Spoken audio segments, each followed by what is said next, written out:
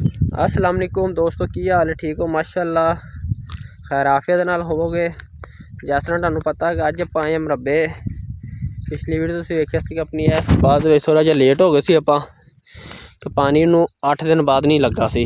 पानी लाया आपां 15 ते जाके विच एक दिन एक बारी अपनी मर गई सी पानी दी।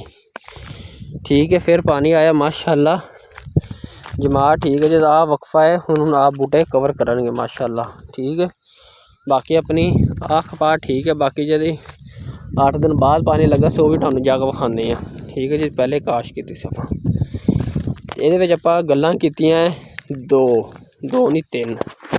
एक आपां इहदे च गल कीती सी कि तुसीं दसना है कि इहदे विच वक्फा इन्ना ठीक है जिहदी आपां चतराई करदे पे हैं इन्ना ठीक है।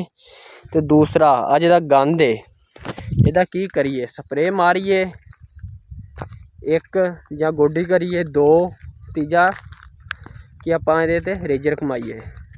ये तुसीं तीने ऑप्शन दे विच एक ऑप्शन देना आपां ओह कर लेना जिहदे कमेंट ज़्यादा होणगे आपां नूं। ठीक है, बाकी जिउंदे रवो वसदे रवो, सब दी खैर सब दा भला। तुहाडा अपना वीरा रियान भाई लेंदे पंजाब तो। तुसीं वेखदे पे सी रियल किसान लाइफ नियर सिटी चैनल।